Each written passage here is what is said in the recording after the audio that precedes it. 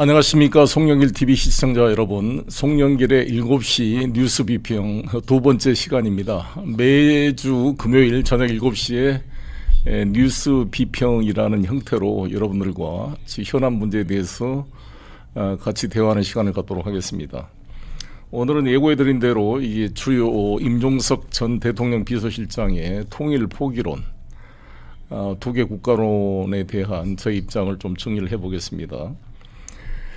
2018년 9월 19일 날 문재인 대통령 일행이 북한 평양을 방문해서 정상회담 선언을 했습니다. 그게 6주년 기념식이 광주 목포 전남 지역에서 열렸는데, 여기에서 임종석 전 대통령 비서실장이 이 기념사를 말했는데, 기념사 내용이 페이스북에 올라와서도 한번 살펴봤습니다. 통일하지 맙시다, 이게 제목입니다. 통일하지 말고 통일을 꼭 해야 한다면 한다는 강박관념을 내려놓읍시다. 후대 세대에 맡깁시다. 비현실적인 통일론이 이제 그만 접읍시다. 대한민국 헌법 3조 영토 조항을 지우든지 개정합시다. 남과 북이 91년도에 남북한 유엔 동시 가입하였습니다. 국가보안법도 폐지하고 통일부도 정리합시다. 현 시점에서 통일 논의는 비현실적입니다. 북한도 남쪽을 주적으로 규정하고 대남 사업 기구들을 정리하는 수순에 들어갔습니다. 조국 통일 3대 원칙을 폐지하고 조국 통일 3대 헌장 기념탑을 철거하는 등 통일 지우기에 나섰고, 남과 북이 맺은 모든 합의들을 사실상 무효화 선언했습니다. 그러니까 충분히 평화가 정착되고 남북관계 사람과 물자가 자유롭게 오가며 교류와 협력 일상에 자리 잡은 다음에 통일 논의를 합시다.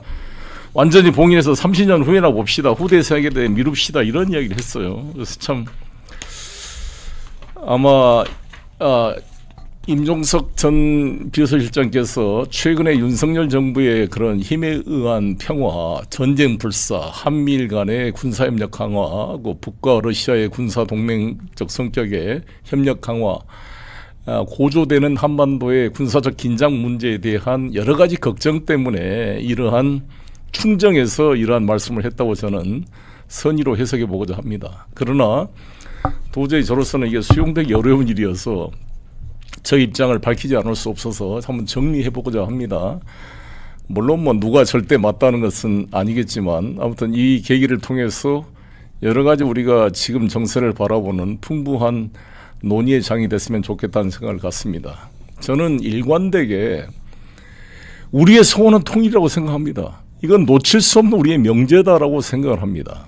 우리 헌법 전문가, 국회의원 선서, 대통령 선서, 우리 헌법 4조부터 쭉 평화통일이 우리 대한민국의 국시임을 명시하고 있습니다. 헌법 3조, 우리 한반도의 대한민국의 영토는 한반도와 그 부속 도서로 한다고 되어 있습니다.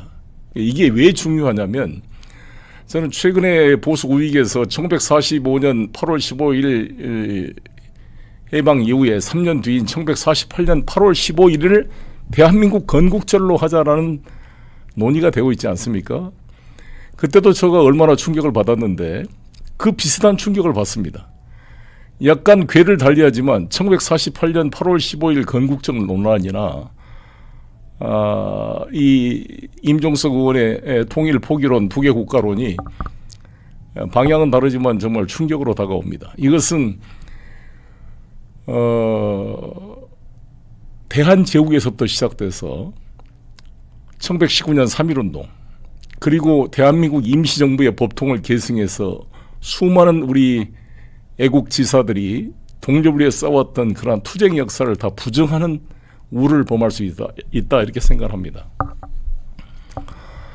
저는 학생운동과 노동운동, 그리고 지금 정치를 하는 이유 중에 가장 큰 것이 바로 민족의 화해와 통일입니다.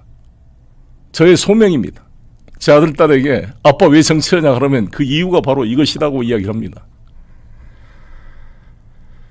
저는 비스마르크 독일 철혈 재상 이런 말을 했습니다. 정치가의 임무는 역사 속을 지나가는 신의 옷자락을 놓치지 않고 잡아채는 것이 정치적 임무이다. 역사 속에서 언뜻 보이는 신의 옷자락을 잡은 순간이 바로 문재인 정부 기간이었습니다. 트럼프 대통령 기간이었습니다.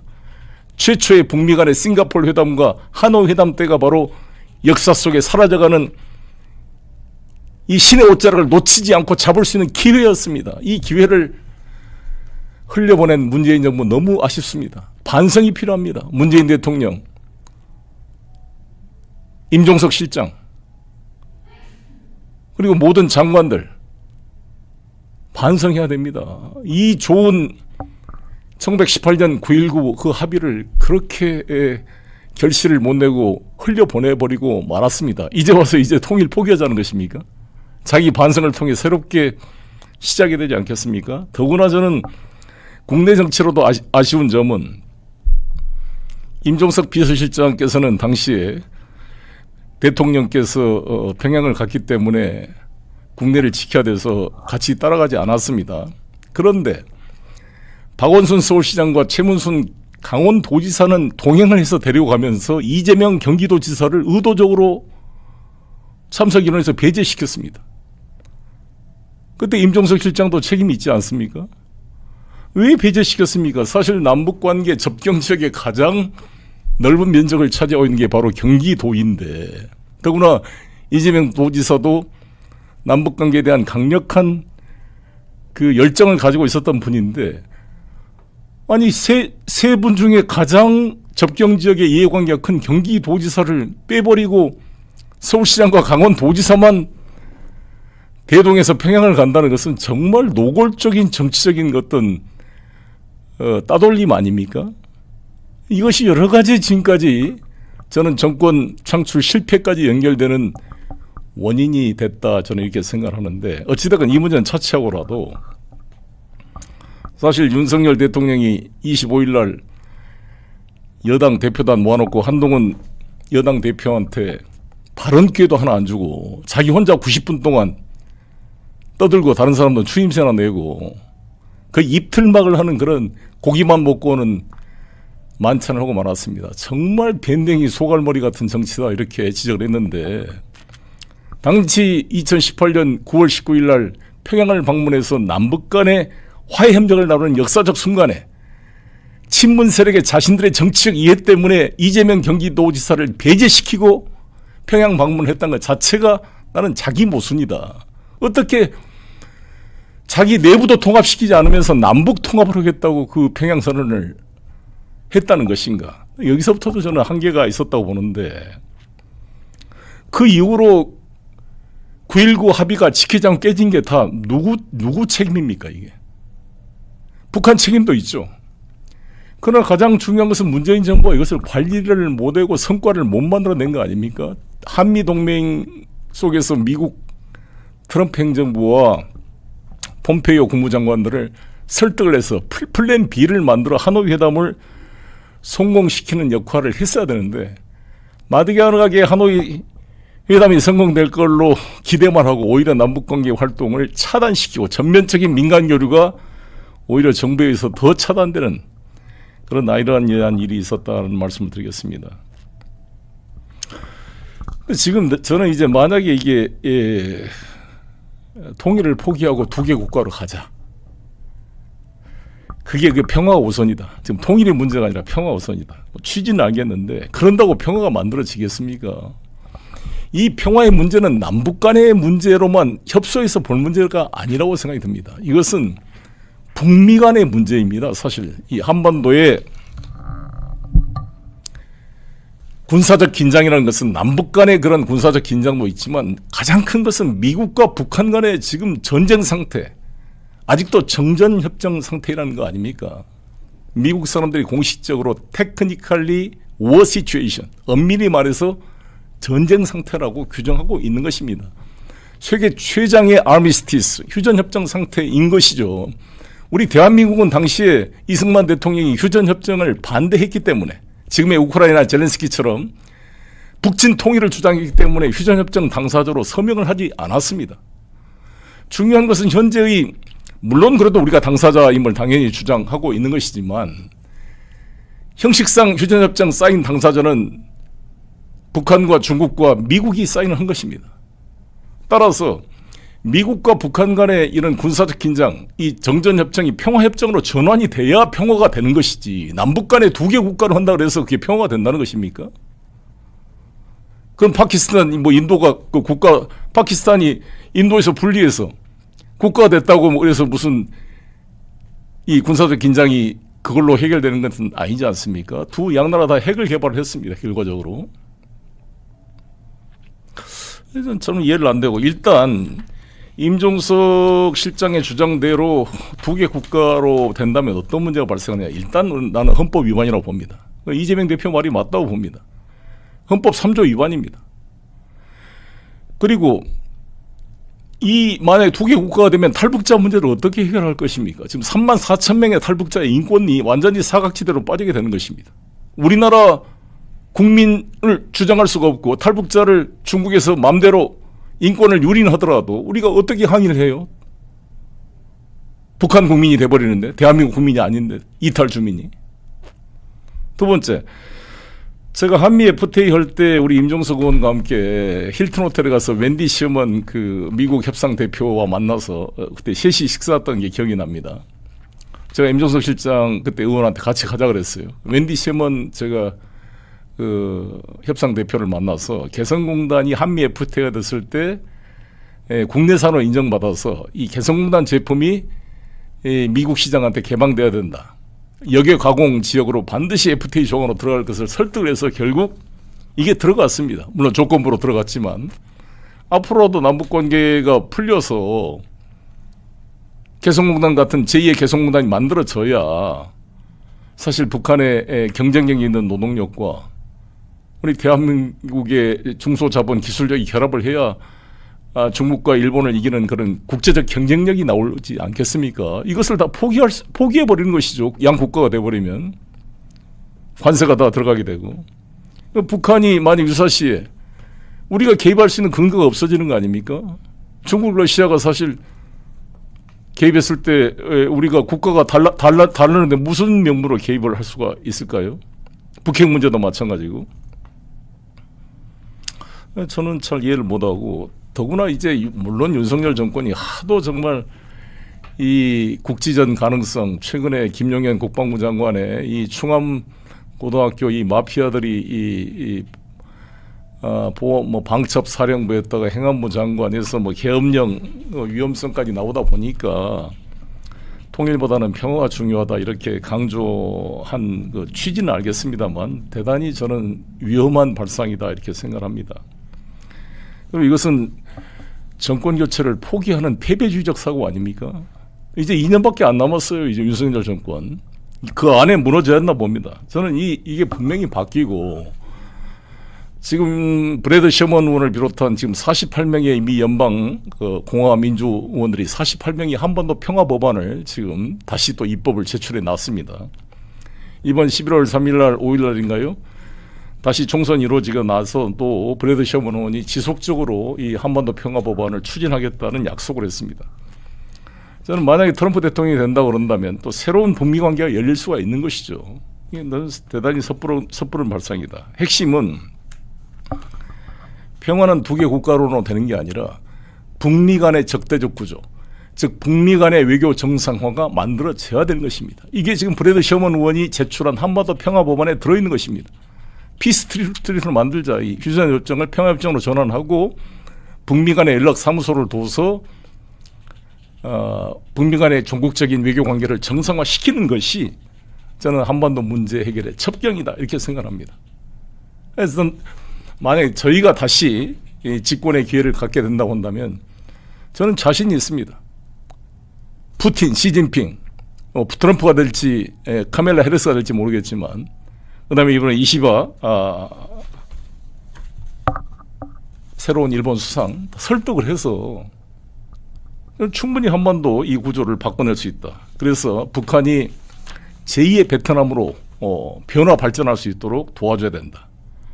저는 이게 이 과제를 절대 포기해서는 안 되고 북이 저렇게 적대 국가론을 하고 이런 것은 북이 자신의 생존 전략으로 저는 하는 것으로 이해해야지 그게 끌려갈 문제는 아니다 이렇게 생각합니다. 지금 중화민국이 그렇게 돼 있잖아요. 중화민국이 지금 대만인데 대만도 중화민국 헌법 4조에 중화민국은 영토상 고유 강약 즉 본토까지를 전체 대만 지금 자유중국의 영토로 규정을 하고 있습니다. 중국 헌법은 지금 중화인민공화국의 헌법은 대만은 중화인민공화국의 신성한 영토의 일부분이다. 절대 분리될 수 없다라는 것을 아예 헌법 전문에다가 명시를 해놓고 있습니다. 제가 타이완 정치대학에서 한 3개월 정도 있었습니다. 2014년도의 겨울에. 그때 타이난 시장이었던 라이칭더, 현재 지금 대만 총통과 많은 대화를 나눈 적이 있었습니다. 라이칭더는 대만 독립 추진론자였습니다. 민진당 출신이니까요. 그러나 지금 아시다시피 대만 총통은 민진당 라이칭더가 됐지만 대만 의회는 지금 국민당이 다수당입니다. 현상 유지론이 대만 독립 추진자보다 높습니다. 대만 독립 추진 않고 지금 이 현상 유지 상태로 라이칭더도 지금 가고 있는 것이거든요. 중국이 대만 독립을 하면 무력 사용도 불사하겠다고 용납하지 않겠다는 그런 입장이죠. 약한 쪽에서 독립하려고 그러는 것이죠. 우리가 약합니까? 대한민국 왜 분리해서 두 개 국가를 주장할 필요가 있습니까? 북한은 자신의 생존이 급하니까. 북한이 하나의 조선 정책을 강력히 추진했을 때는 북한이 경제력에 대해서 군사력에 대해서 자신감이 있었던 1970년대, 80년대 그랬습니다. 김일성은 강력하게 남북한 유엔 동시 가입을 반대했습니다. 왜? 북한이 더 경제적으로 잘 살았고 지하철도 더 빨리 만들었고 서울보다. 70년대 북한은 중국 사람들 이야기 들어보면 그때 선진국이다 그랬습니다. 중국은 문화혁명으로 가난해서 못 살 때 북한은 잘 살았거든요. 북한이 못 살게 된 이유는 뭐냐?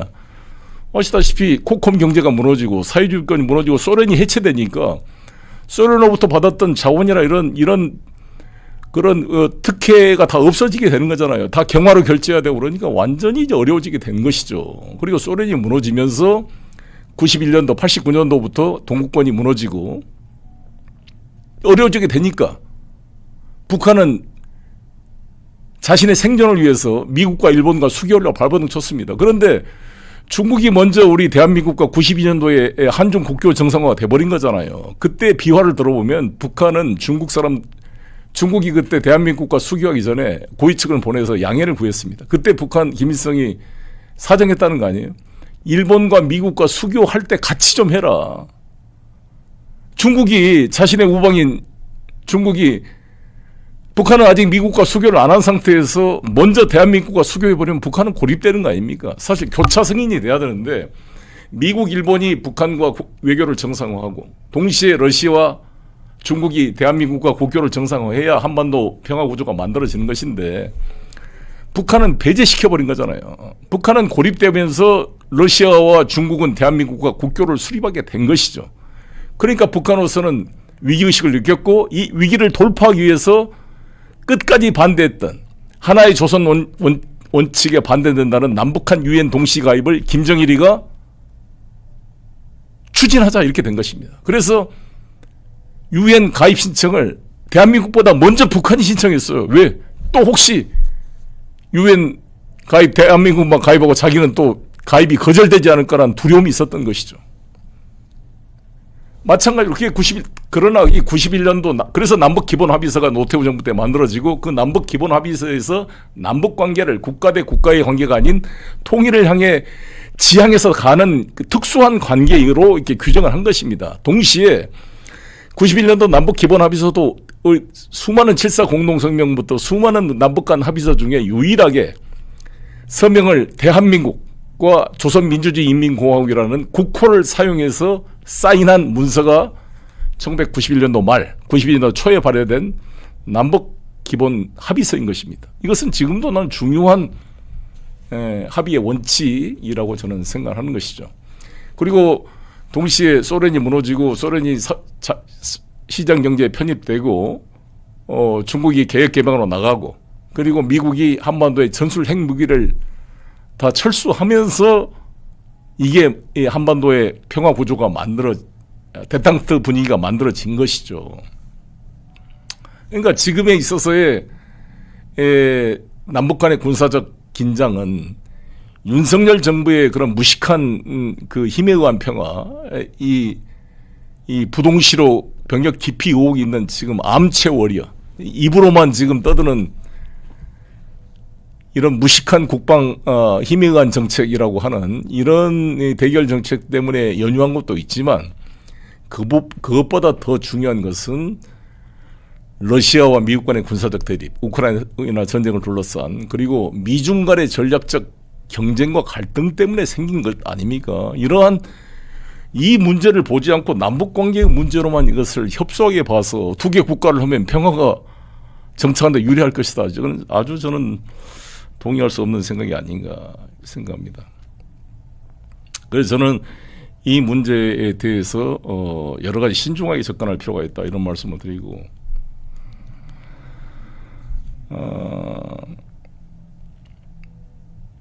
한반도의 군사적 긴장 완화는 쉽지 않는 상황이죠. 지금 북중러와 한미일 군사 이 체제가 만들어지고 최근에 이시바 시게루 이제 자민당 총재가 이번에 당선이 돼서 이제 수상이 될 것 같은데 이 양반도 한미일 방위 체제 구축 이것을 지금 강조하고 있기 때문에 만만치가 않습니다. 그래서 저는 이 윤석열 정권을 교체하는 게 매우 지금 중요하고 절박한 시점에 와 있다 이렇게 생각합니다. 시청자 여러분, 일본이요 메이지 유신을 주도했던 사초 동맹이라는 말 들어보셨죠? 사스마번과 조슈번이 연합을 해서 이 독고가 막부를 무너뜨리고 일본 천황이 직접 통치하는 메이지 천황 시대를 연 것을 메이지 유신이라고 그럽니다. 그런데 그걸 주도했던 세력이 사스마번과 조슈번이 있는데 사스마번이 지금의 가고시마겐입니다. 조슈번이 지금의 시모노세키에 있는 그 야마구치겐입니다. 이 야마구치겐 출신들이 우리나라로 말하면 TK, 미국으로 말하면 텍사스 같은 아주 보수적인 동네고요. 이 가고시마겐은 사스마번은 우리나라의 PK 같은 그런 지역이라고 볼 수가 있습니다. 해군 중심이고 육군 보수 세력 중심이 바로 야마구치겐 조슈번 출신들인데 이 조슈번의 요시다 쇼이라는 사람이 쇼카 신주쿠라는 것을 만들어서 이 소위 유신 이 어떤 우익 인사들을 이제 길러냈던 것이죠. 그 중에 한 사람 핵심 이 조슈 3존 중에 한 사람이 이제 이토 히로미마 이노우에 가오루라는 사람과 야마가타 아리토모라는 사람인데 이 야마가타 아리토모라는 사람이 이 주권성과 이익선 개념을 만들어서 이 한반도를 친일 정부를 수립하는 것이 왜 일본 이익선, 주권을 지키는 데 중요한 것인지를 정리해서 소위 정한론의 토대를 만들었다고 할 수가 있습니다. 지금도 그런 비슷한 상황인 것이죠. 일본의 안보를 위해서 이 한반도를 일본의 전초기준으로 만드는 것, 이 대한민국의 영토를 이것이 이제 미국의 이해와 만들어져서 우리나라가 민족의 자주적 공간이 축소되고 미국과 일본, 중국과 러시아의 군사적 대결 구조의 그런 희생자, 대리전의 그런 총알바지로 될 수 있는 위험에 처해 있거든요. 저는 이것에 끌려가서는 안 된다고 생각이 들거든요. 그렇게 되면 제2의 청일전쟁, 러일전쟁 시대로 우리 한반도가 3차 대전의 전쟁터가 되지 말란 법이었기 때문에 아주 정말 이 대한민국 지도자 우리들은 정말 지혜가 필요한 시점입니다. 이게 남과 북이 여기서 같이 두 개 국가로 갈라서서 아예 북중러 한미일 체제로 편입된다고 하는 것은 분단의 고착으로 연결되기 때문에 저는 동의하기 어렵다 이렇게 생각을 합니다. 이 정도로 좀 이 임종석 전 비서실장의 이야기는 좀 정리를 하고요. 두 번째로는 김건희 이제 공천 개입이 전입 강행인데 지금 명태균 씨의 녹취록이 되면서 지금 정말 거의 임계점에 도달하고 있는 것이 아닌가 이렇게 생각이 듭니다. 그래서 저는 제가 소제목에다가 이 심우정 한동훈 이 결단의 순간이 왔다. 이미 뭐 지나고 있지만 다시 한번 정말 그 두 분에게 한번 저의 입장을 전달하고 싶습니다. 한동훈 대표 지금 이제 거의 시간이 없습니다. 뛰어내릴 시간입니다. 결단을 할 시간입니다. 한동훈 대표가 계속 말했잖아요. 국민을 배신하지 않겠다. 지금 윤석열 대통령과 의리가 중요한 게 아니라 국민을 배신하지 않는 게 중요하다고 이야기한 거 아닙니까? 그럼 의료 대란 문제 해결하려면 윤석열 대통령이 보건복지부 장관 차관 해임시키고 백지화해서 처음부터 다시 논의를 해야 되는 것입니다. 그거 하려고 만찬에 갔더니 발언기 안 준다고 그냥 돌아와서 독대를 구걸할 게 아니라 독대를 하지 않을 수 없게 만들 수 있는 힘이 있잖아요. 그 힘이 뭐냐? 바로 이번에 통과된 특검법 2개입니다. 김건희 특검법과 최상병 특검법이 통과돼서 지금 대통령실로 넘어갔는데 대통령실에서 또 거부권 행사하겠다는 거 아닙니까? 그럼 이제 국회에서 다음 달 초나 재의결을 해야 될 텐데 한동훈 대표가 공개적으로 이야기했어요. 본인이 주장했던 최상병 제3자 특검, 김건희 특검을 내가 수용하겠다. 그러면 대통령이 안 만날 수가 있을까요? 그걸 수용하겠다는데? 저는 그 레버리지를 가지고 만날 수 있다.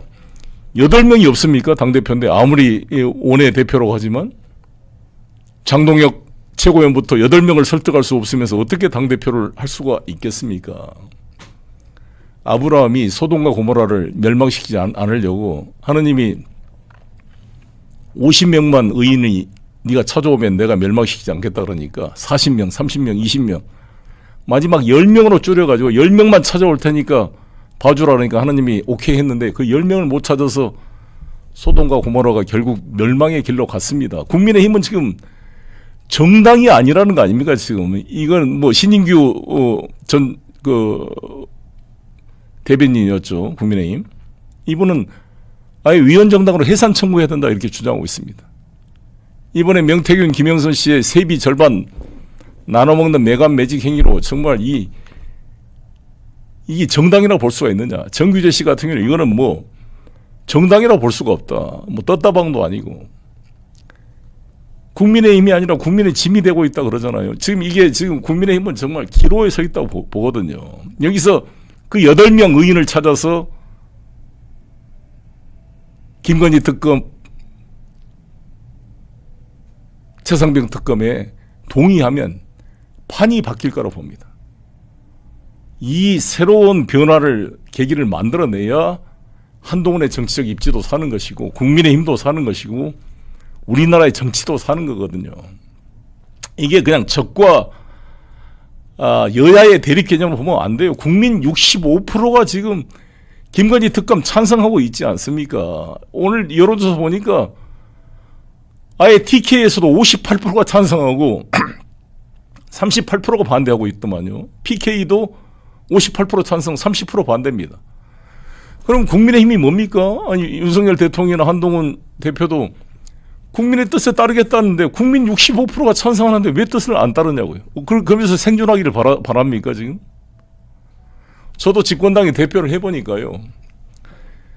문재인 대통령도 사실 독대하기가 쉽지 않았습니다. 설득하기가 쉽지 않습니다. 그러나 그래도 대통령 앞에서 바른 소리를 할 수 있는 사람은 당대표 위에는 없어요. 왜? 다른 사람은 다 임명된 장관들, 비서실, 실장, 수석들이 그렇게 말할 수가 없거든요. 그래서 집권당의 기능이 있는 것입니다. 그걸 못하면 당대표 자격이 없는 겁니다. 특히 집권당 대표는. 가장 민심을 그래도 전달할 수 있는 통로에 있는 사람이 집권당 대표 아닙니까? 야당 대표가 뭐 이렇게 자주 만날 수 있습니까? 더구나 두 사람은 수십 년 같이 특수부에서 거의 공동체적으로 살아온 사람들 아니에요? 그럼 무슨 정무수한테 부탁할 게 아니라 밤이라도 전화해가지고 대통령 공간으로 찾아가서라도 만나야죠. 그 정도 결기가 없어가지고 어떻게 집권당의 대표가 되겠습니까? 결단의 시간이다 이렇게 말씀드리고 싶고,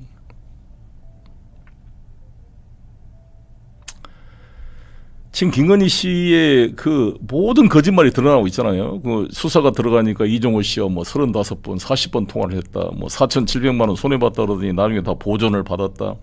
막 생생한 자료들이 나오는데 참 이 자료를 보면서도 제가 어이가 없는 게 검사들이 다 수사해 놓은 거 아니에요. 이 수사가 2021년도 11월 달에 이렇게 수사를 했다는 거 아니에요? 3년 전에 이렇게 다 수사를 해놓고 더 추가 수사를 못하고 덮어놓고 있었다가 이제 분위기가 이러니까 이게 이 정보가 흘러나와서 JTBC가 지금 단독 보도를 하고 있는 거 아닙니까? 그럼 검사들 그때 4,700만 원 그 민모 씨가 뭐 지인을 통해서 5차례에 걸쳐 김건희 씨 계좌로 넣어줬다는 거 아니에요. 1차 주가 조작에서 손해봤던 그 액수를 다 보전해 준 거 아닙니까? 그리고 2차 주가 조작 때 23억의 이익을 남겼고 뿐만 아니라 김건희 씨와 유사하게 전주로서 이익을 남긴 사람들 6명, 5명이 더 있는데 다 합하면 94억의 이익을 남겨 먹었다는데 이 사람들 모두가 기소도 안 되고 처벌도 안 받고 있고 오히려 손해를 봤던 전주 손모 씨가 방조죄로 기소가 돼서 이번에 유죄 판결을 받은 거 아니에요? 이건 황당한 일 아닙니까? 이런 것들이 다 검사들이 알고 있었죠. 김영철 검사로 조지현 검사를 교체시키면서 모든 게 다 묻혀진 거죠. 이 한동훈의 오른팔 김영철이 장시호와 부적절한 관계로 의혹을 받고 있고 태블릿 PC 주가 조작의 그 주범으로 알려진 김영철 검사 때 코바나 컨텐츠 무혐의 처분하고 도이치모터 주가 조작 사건도 더 이상 수사가 진행되지 않고 뭉개고 있었던 겁니다. 지금까지. 이제 심우정 총장으로 넘어가겠습니다. 심우정 총장도 결단의 순간입니다. 심우정 총장 취임사를 제가 읽어봤습니다. 맨날 뭐 좋은 이야기 하고 있죠. 법과 원칙에 따라 한다. 국민에게 봉사하겠다. 경제 부패 사범에 집중하겠다. 검찰 수사권 남용 확대하지 않겠다. 애꿎은 민주당 돈봉투 사건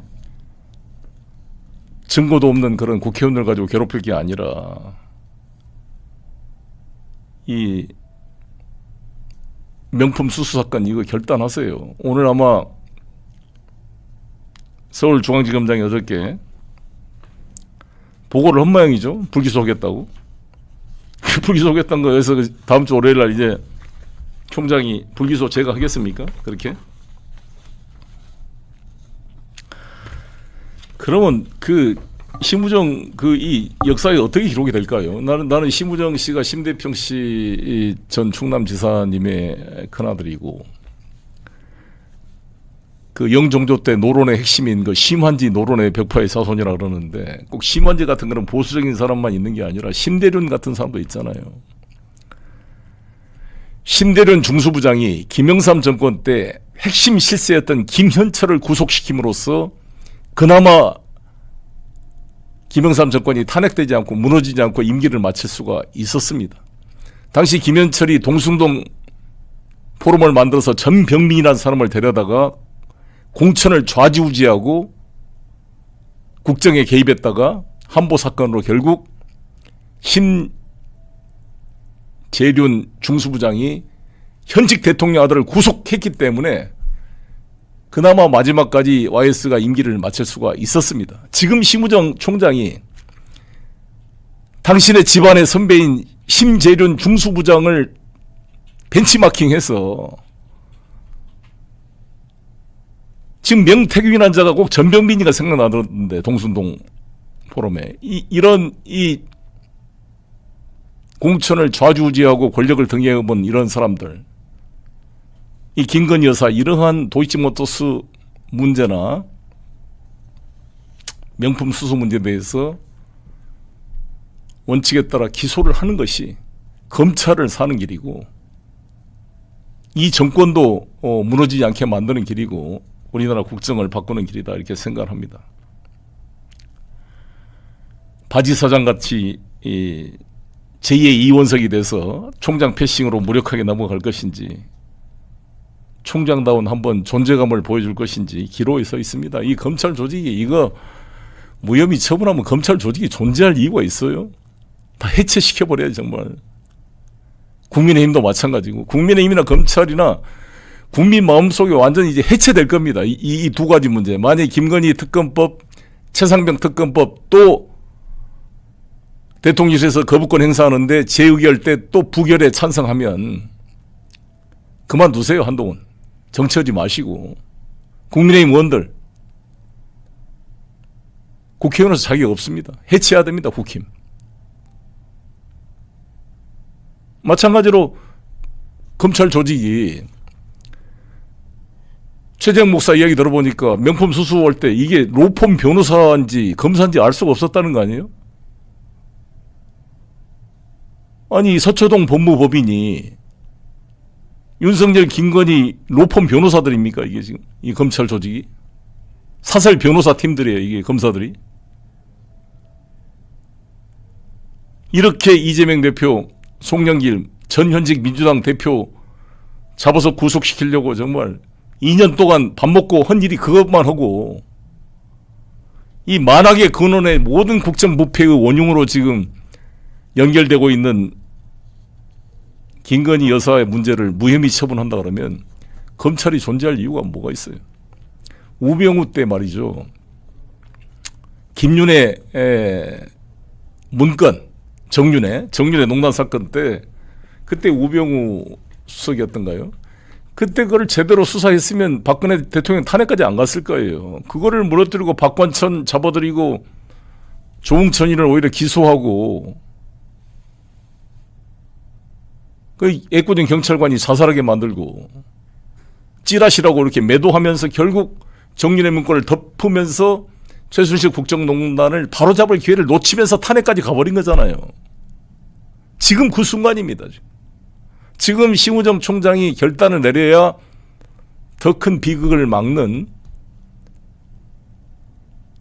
그런 조치가 될 것입니다. 저도 정치를 이제 5선 국회의원 20년을 넘게 해보니까 정치 선배로서 또 우리 심우정 총장은 같은 연수원 동기로서 충원과 충고를 하는 것입니다. 이종찬 광복회장이 이런 말씀을 했어요. 이번 저도 갔다 왔는데 광복회장이 이종찬 광복회장께서 아마 1936년도에 중국에서 태어나셨어요. 1936년생이니까 지금 거의 뭐 88세 되신 거죠.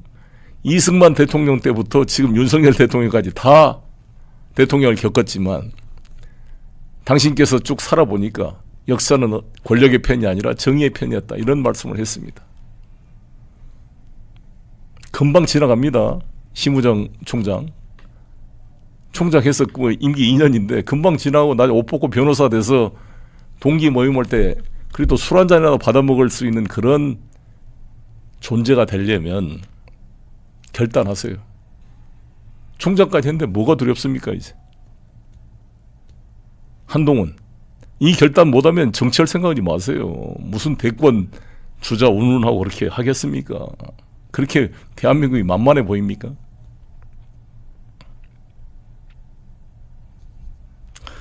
이렇게 국정농단 문제 두 번째로 좀 이야기를 나눠봤습니다.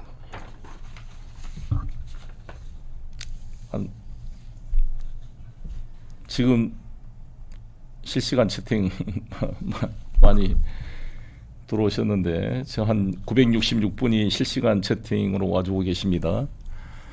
제가 쭉 제 이야기를 하고 나서 여러분들도 질문도 몇 가지 받고 하도록 하겠습니다.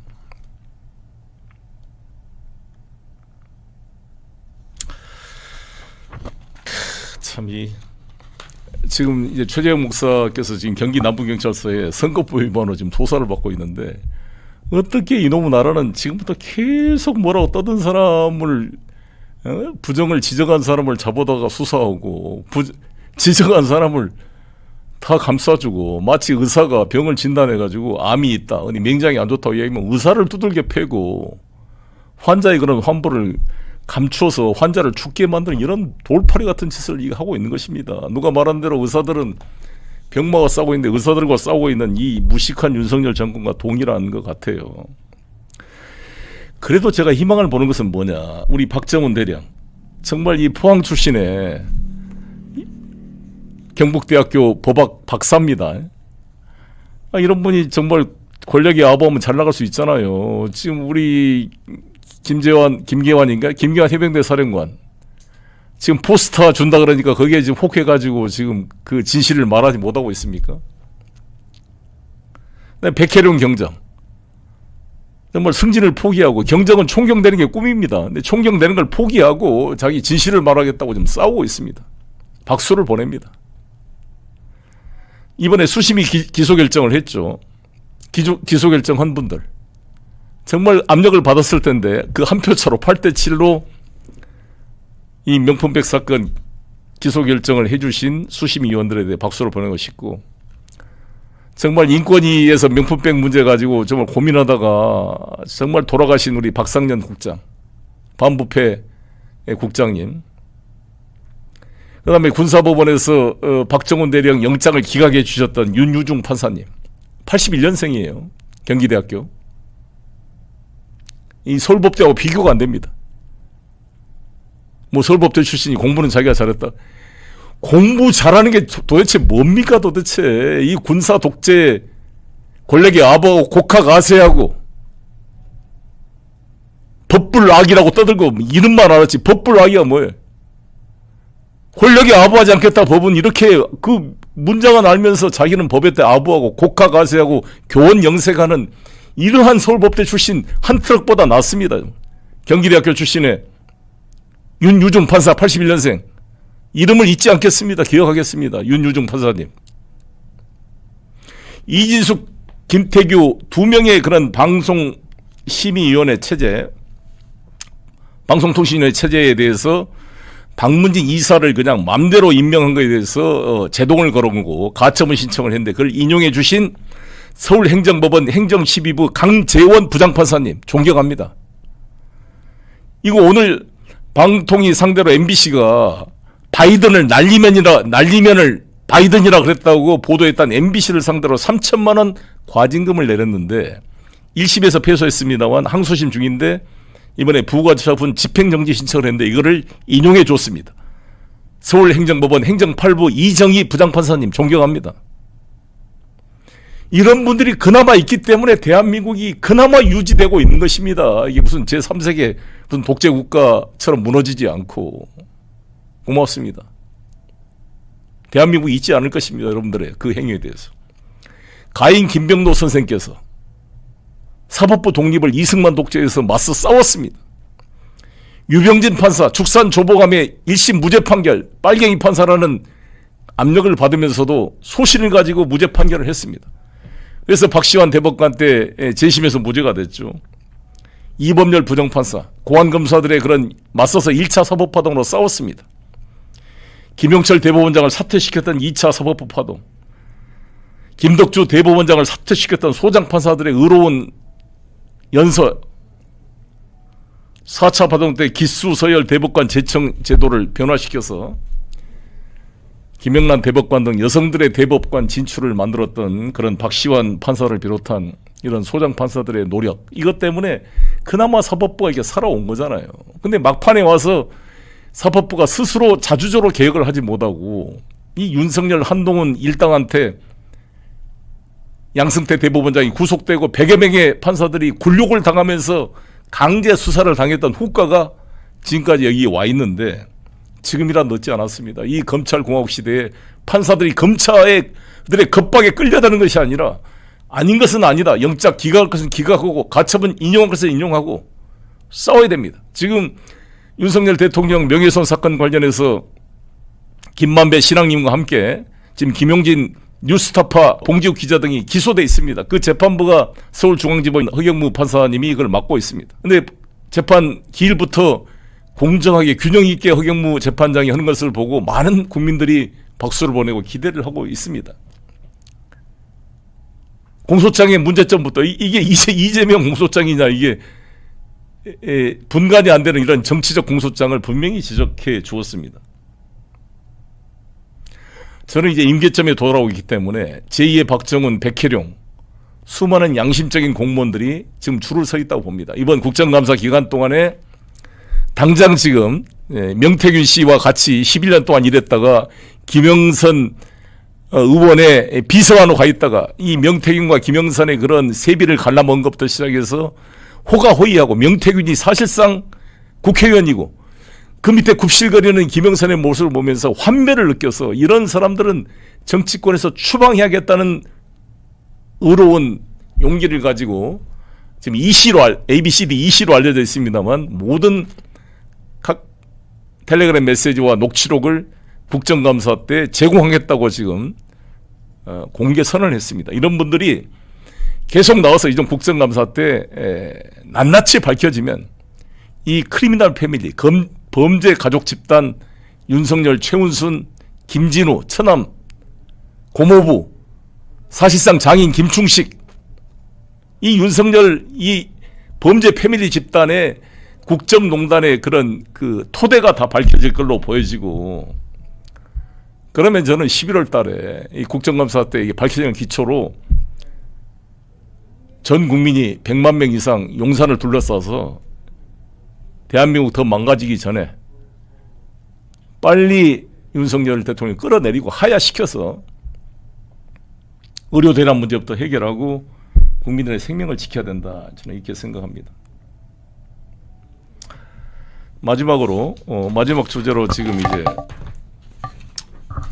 미국 대통령 선거가 지금 40일 남았습니다. 지금 우크라이나 대통령 젤렌스키가 지금 유엔 총회 때문에 뉴욕을 방문해서 이제 해리스 후보도 만나고 이제 오늘 뉴욕 트럼프 타워에서 이제 트럼프 후보를 만난다 그럽니다. 이 젤렌스키가 참 논란이 많은 분인데, 이분이 이 78년생이니까 45세죠.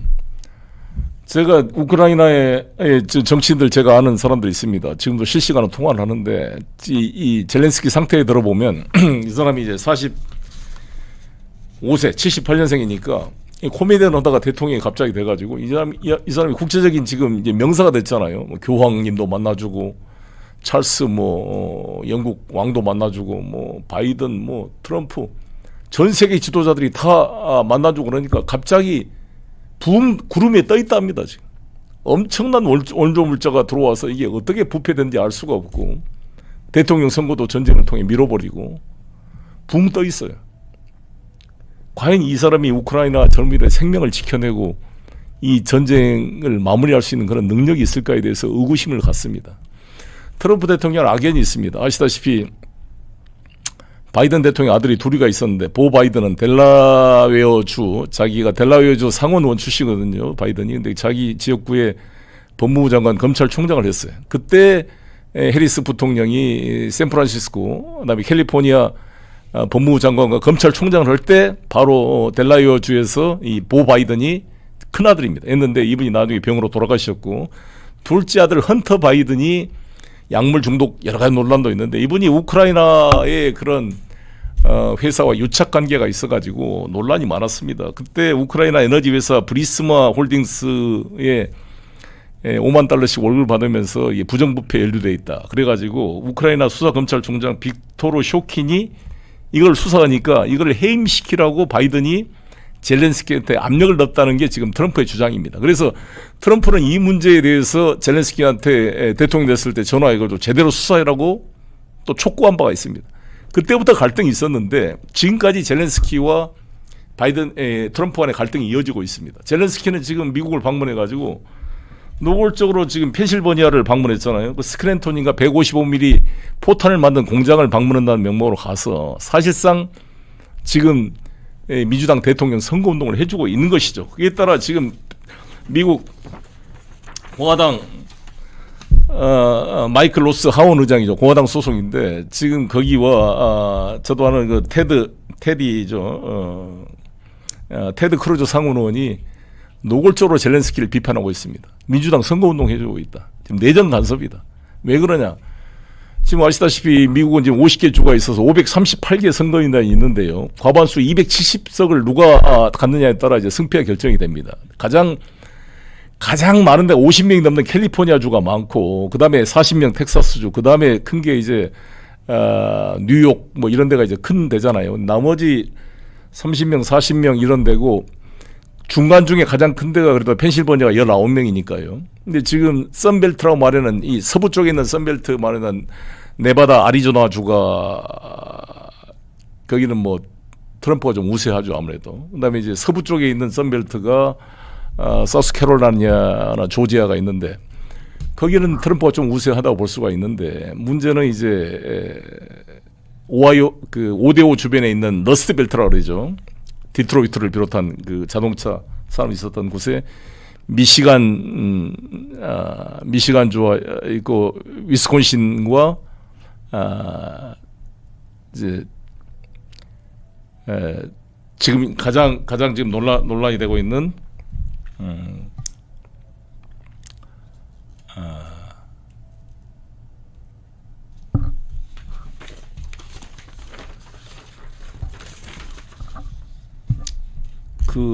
이 숫자가 펜실바니아가 지금 19석입니다. 미시간이 15석, 위스콘신이 10석이고 펜실바니아가 19석이니까 펜실바니아가 제일 큽니다. 그래서 지금 미시간, 위스콘신은 지금 해리스가 좀 우세해진다 그러니까요. 펜실바니아가 사실상 승패를 좌우하는데 가장 예민한 이 펜실바니아에 이 젤렌스키가 민주당 의원들의 안내를 봐가지고 방문한다는 것은 누가 보더라도 선거 개입으로 좀 오해할 수가 있는 그런 면이 있는 것 같습니다.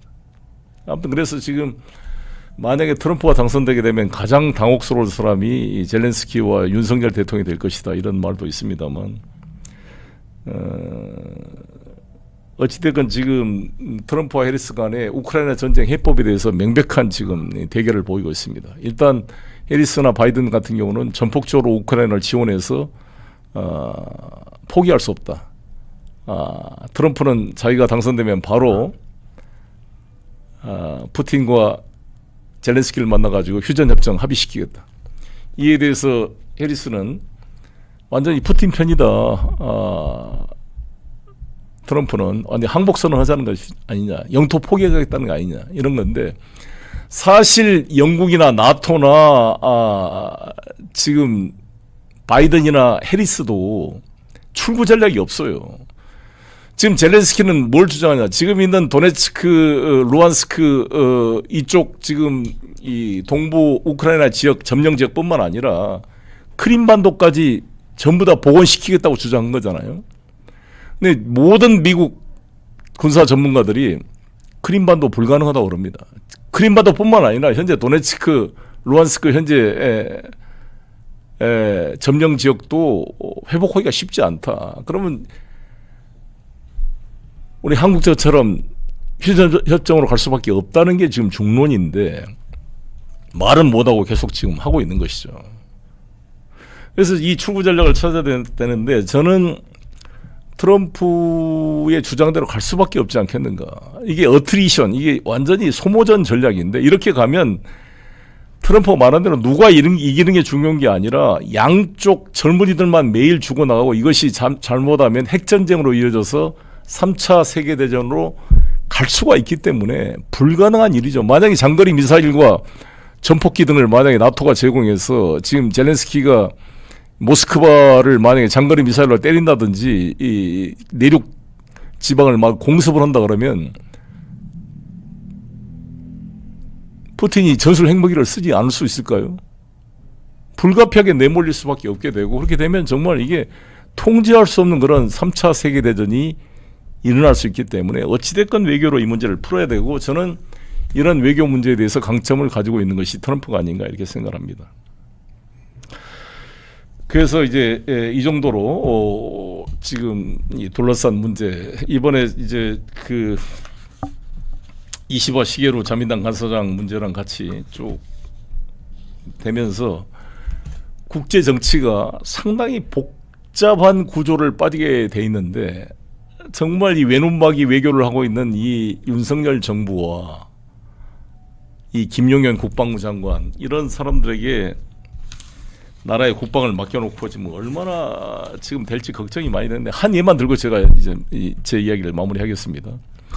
지금 한남동에 가면요, 한남동에 그 대법원장 공간도 거기가 있고 육군 참모총장 공간, 국방부 장관 공간, 합참부장 공간, 한미연합사 부사령관, 해병대 사령관 공간, 외교부 장관 공간이 다 거기가 있어요. 한남동에. 서울의 봄에 나왔던 바로 그 장소입니다. 그런데 외교부 공간을 지금 뺏어가지고 거기를 지금 이 김건희 씨가 거기다 뭐 나무도 자르고 뭐 어쨌는지 모르지만 거기 인테리어 공사 뭐 그램 20일 했다가 맡겨가지고 지금 그 대통령 공간을 쓰고 있잖아요. 외교부 장관은 쫓겨나가지고 청와대 옆에 있던 대통령 비서실장 공간 쓰다가 거기서 또 쫓겨났다 그러더라고요. 외교의 핵심이 외교부 공간인데 완전히 공간이 없이 외교가 지금 헤매고 있고, 거의 공간도 육군 참모총장 공간과 해병대 사령관 공간을 이 김용현 경호처장이 뺏어가지고 경호처로 바꿔버렸어요. 쫓겨났습니다. 이 국방부 건물도 뺏어가지고 국방부가 지금 합참부장 방에 지금 더부살이하고 있어요. 지금 용산에 가보면, 제가 용산에 살고 있습니다만 완전히 하늘에 노출되고 은폐물이 없다 보니까 북악산도 없어요. 청와대처럼. 그러니까 바로 이게 포탄이 떨어질 수 있는 위치에 있고, 지금 오물풍선이 지금까지 날라온 오물풍선이 뭐 장난이 아니던데 3천 몇 개의 오물풍선이 날라왔어요. 지금 날라온 게 큰일 났습니다. 큰일. 전부 이 오물풍선에 나중에 이제 세균이 들어가면 어떻게 되겠어요. 그리고 거기에 국방부 장관, 대통령, 합참부장이 동일 장소에 있어가지고 적의 폭격이 있으면 어떻게 소산 계획이 있고 어떻게 벙커에 들어가서 전쟁을 지휘할 수 있을런지, 선조나 이승만처럼 도망가기에 바쁠지 정말 국방이 취약한 상태인데, 아무튼 이런 무능한 이 부동시 병역 기피 의혹의 국군 통수권자가 정말 억울하게 우리 최순상병 죽음을 밝히고자 하는 박정훈 대령을 기소해서 이렇게 고생을 시키고 국가의 정말 기능을 마비시키고 있습니다. 한두 가지가 아닌데 이 나라의 안보와 또 망가지는 경제와 국민의 삶을 지키기 위해서 모두 이번 국정감사 때 총력으로 이런 생생한 이런 부정의 실체를 파헤치고, 이를 기초로 탄핵과 함께, 탄핵 추진과 함께 전민항쟁으로 용산을 다 포위합시다. 국민청원을 합시다. 그리고 한동훈 대표는 목숨을 걸고 국민의 편에 서십시오. 용산의 편에 서지 말고 8명만 데리고 오세요. 그래서 김건희 특검법, 당신이 말했던 제3자 특검법, 대법원장이 임명하는 특검으로 하세요. 이 최상병 특검. 그거 통과시키면 당장은 욕을 얻어먹을지 모르지만 당신은 정치적으로 살 수가 있습니다. 지금 이제 JP님, 로드콘님, 우물꽃님, 아내님, 들꽃님, 정인수님, 맹전섭TV, 짱돌님, 새로운 선택, 진리 앞에 겸허, 세븐힐즈님, 뭐 졸규택님, 콩냐님, 감사합니다. 로스빌리님, 네. 예, 로스빌님께서 주한 러시아, 내가 지금 공개를 안 했는데, 지노비에프 러시아 대사를 얼마 전에 초청이 돼서 가서 만났습니다. 러시아 대사관에 가서 만났는데, 그 러시아 대사관 자리가 옛날에 고종 황제가 아관 망명을 했던 그 자리입니다. 거기서 제가 인천시장 때 메드베데프 대통령을 만나서 바리아 감대 깃발을 이렇게 대여했던 그 기념식을 했던 장소이기도 합니다. 지노비프와 만나서 한러 관계 문제, 그다음에 이 동북아의 평화의 문제, 북극 항로 개척의 문제, 러시아 우크라이나 전쟁의 문제 등 여러 가지 현안 문제들을 상의를 했는데, 제가 아직 공개적으로 활동을 하지 않은 거라서 아예 자세한 내용 공개는 안 했습니다만, 또 의미 있는 대화를 나누고 왔습니다. 우리가 한미동맹과 한일 협력이 매우 중요하지만 중국과 러시아도 다 척지지 말고 함께 잘 관리를 해가야 됩니다. 다 우리 국익을 위해서. 그게 김대중 정신이다. 이렇게 말씀을 드리겠습니다. 망둥이 저경님 응원합니다. 감사합니다. JP님 고맙습니다. 로또님, 세수가 펑크 나서, 세수가 작년에 56조 세수 결손이 났는데 올해 또 30조가 결손됐다는 거 아니에요? 참, 정인수님, 체드윅 스쿨 제가 인천시장 때 도입했던 거 너무 좋아요 이렇게 말씀했습니다. 사실 한동훈 장관 딸도 나 덕분에 그 체드윅 스쿨을 다녔는데 알란가 모르겠습니다.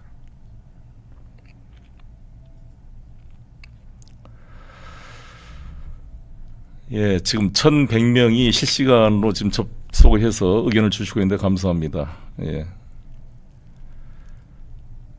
네, 뭐 쪽팔린다는 표현을 조선일보까지 쓸 정도니까 좀 걱정이고, 오지겠으면 정말 체코슬라바키아 갔더니 거기서 스캐머 앤 라이어란 말을 썼겠어요. 대통령 부인을 만들고. 이게 우리말로 사기꾼 거짓말쟁이란 말인데, 물론 삭제를 했다 그러지만 이게 지금 모든 지금 이 주요 언론에서 김건희 여사 문제가 계속 뉴스화되고 있습니다. 정말 이 5천만 국민들, BTS를 비롯해서 뭐 손흥민 선수나 수많은 우리나라의 젊은이들이 이 싸웠던 한류와 우리 한국의 무형적 자산 가치가 이 김건희, 윤석열에 의해서 완전히 그냥 평가절하되고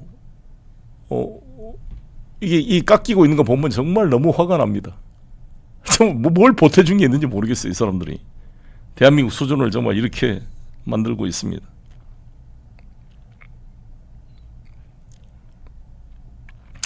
고현주님 감사합니다. 로또님 고맙습니다. 졸기탱님 21g의 영혼의 무게, 아마 우리 사람의 뇌세포 무게가요, 아이들이 한 400g 되고 우리 같으면 한 1400g쯤 된다 그래요. 우리가 지금 저는 좀 머리가 커가지고 뇌가 좀 더 클 것 같은데, 근데 또 21g은 좀 어디서 나오는지, 정말 21g의 뇌세포를 가지고 나라를 운영하는지 걱정이 됩니다. 정말.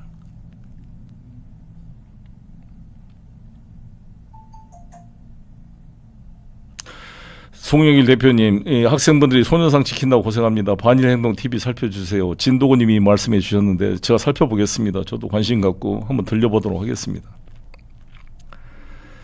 반일행동TV 꼭 들려보겠습니다. 너무 고생하는 우리 학생들의 격려를 보내고 싶습니다. 21g이 뇌의 무게가 아니라 영혼의 무게인 모양이죠. 예. 아이고, 감사합니다. PJP 뭐 어떻게 해야 돼? PJPIL님 고맙습니다. 예.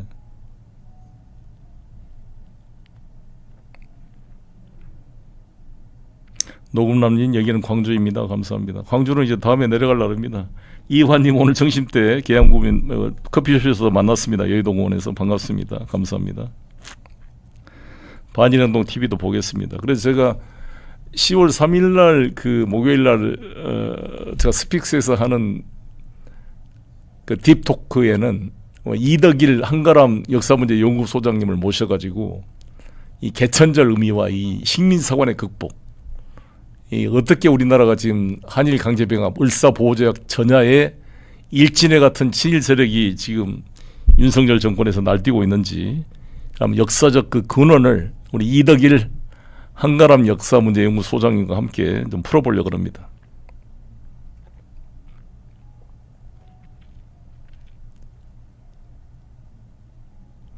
예, 로또님, 조성세님, 이민묵님 고맙습니다. 어저께 청와국 의원과 했던 생방송 봐주신 여러분 고맙고요. 강림, 헤일로, 할로님 고맙습니다. 꼼시, 꼼순호님, 우물꽃님, 스노더블리님, 송 대표님 어떻게 박학 다시 가냐? 제 아내가 당신은 머리가 커가지고 뭐 이렇게 많이 외우고 다니자 그러는데, 다 뭐 그거는 같아요. 그래서 저는 이제 우리 서울법대 출신들, 이 판검사님들 헛똑똑 뭐 이런 서울법대 신화가 무너졌다 그러는데, 진리의 비밀은 지식과 공부가 아닙니다. 용기에 있습니다. 그렇잖아요. 사법고시 합격 안 해도 돼요. 일반 상식으로 보더라도 김건희 명품 수수 직무 관련성 인정되잖아요. 이거를 그 직무 관련성 인정을 판단하려고 이렇게 복잡한 법 기술을 동원해서 그게 직무 관련성이 없고 선물에 불과했고 담례에 불과했다라는 말도 안 되는 곡학아세, 교원 영색, 이런 이 논리를, 법 기술을 만들어 가지고 무혐의 처분한 게, 이게 무슨 공부 잘한 게 뭔 필요가 있어요? 몰라 사법고시 합격했어요. 왜 법률가 됐습니까? 이러려고. 정말 임금님기는 당나귀 귀고 벌거벗은 임금님이지. 지식의 비밀은 지식에 있는 게 아니라 용기에 있다. 그 점을 다시 한번 강조하고 싶습니다. 김송희님 후원 동참해서 고맙습니다. 제가 후원은 이제 지난번에는 송영길 검찰 탄압 저지위원회 그 계좌가 떴는데, 오늘 보면은 이제 소나무당 후원 계좌, 농협 계좌로 이게 바뀌었습니다. 그 이유는 제가는 이제 7시 이제 뉴스 비평은 소나무당 차원의 대표 자격으로 하는 것이고, 검찰 탄압 저지위원회는 집회할 때 이제 우리 안진걸 소장님 비롯해서 함세영 신부님 모시고 그럴 때는 그 프로그램을 운영할 때는 검찰 탄압 저지위원회 계좌를 올리도록 하겠습니다. 일단 7시 송영길의 뉴스 비평은 9시 뭐 뉴스데스크처럼 한번 정착을 시켜보겠습니다. 제가 열심히 공부하고 준비해서 해올 테니까 여러분들도 많이 홍보해 주셔서 7시 송영길 뉴스 비평을 들으면 다른 방송에서 보지 못했던 심층적인 이야기, 비하인드 스토리를 알 수 있겠다. 여러분의 시각을 깊고 넓게 만드는 데 도움이 되겠다. 이렇게 좀 활용해 주시고 많이 홍보해 주셨으면 좋겠습니다. 지금 1,100명이 이제 동접을 하고 있는데 한 10,000명이 동접하는 그러한 프로로 발전할 수 있도록 저도 계속 공부하겠습니다. 제가 뭐 이거 하나 준비하려면 하루 풀로 이게 공부를 하게 되더라고요. 저도 저 자신도 계속 뒤처지지 않게 공부하고 또 새로운 시각을 소개하고 그렇게 하도록 하겠습니다. 제가 제프리 sak스 같은 분도 나중에 그때 되면 한번 송영길 TV가 커지면 한번 직접 한번 모셔가지고 같이 한번 이렇게 토론할 수 있는 시간도 만들어 보려고 그러는데 그럴 수 있는 네트워크가 될 수 있도록 힘을 모아주시면 이 내용을 좀 풍부하게 발전시켜 보겠고요. 좀 더 여러분이 모시고 싶은 사람들 누구 아까 한 분이 김규현 변호사 우리 박정훈 대령 변호사인데 고생한 사람 좀 초청해달라고 누가 한번 올렸더라고요. 그래서 제가 일요일 날 김규현 변호사님 한번 제가 점심 식사를 모시려고 합니다. 그래서 아무튼 고생하신 분들 밥 한 끼라도 모셔서 좀 격려하고 싶고 고맙고 우리끼리 서로 격려하고 연대해서 싸워 나가고요. 오늘 이거 끝나고 나면 바로 이제 뭐 역전 용사들 뉴스픽스에서 최재형 목사님 오십니다. 오늘 저기 경기 남부경찰서인가 선거법이 바로 조사받고 오실 텐데 격려해 주시고 끝나면 또 같이 토론하도록 하겠습니다. 아무튼 뭐 가라미님 무소의 볼처럼 혼자서 가라, 강소리님, 연필튜브님, 임배님, 스카이언님 너무 고맙습니다. 다들 이렇게 와주신 여러분 저랑 이렇게 일주일에 한 번씩 1시간 동안 이렇게 소통을 하면서 우리 서로 한번 힘을 모아 보시자고요. 그래서 정말 이 언론을 깊게 리드 비트윈 라인 그러잖아요. 행간을 읽을 수 있는 우리의 그 내공을 키울 수 있는 그런 시간이 되기를 진심으로 바라겠습니다. 다시 한번 오늘 참여해 주신 모든 시청자 여러분께 감사드리고 다음 주 금요일은 광주죠. 예, 광주로 내려갑니다. 제가 한 달에 한 번은 광주에 내려가서 제가 충장로 축제가 있는데 도청 앞에든 그 적당한 장소를 얻어서 야외에서 공개 한번 방송을 해보려고 합니다. 광주에서 다음 주에 뵙겠습니다. 송영길 7시 뉴스 비평 여기서 마치겠습니다. 감사합니다.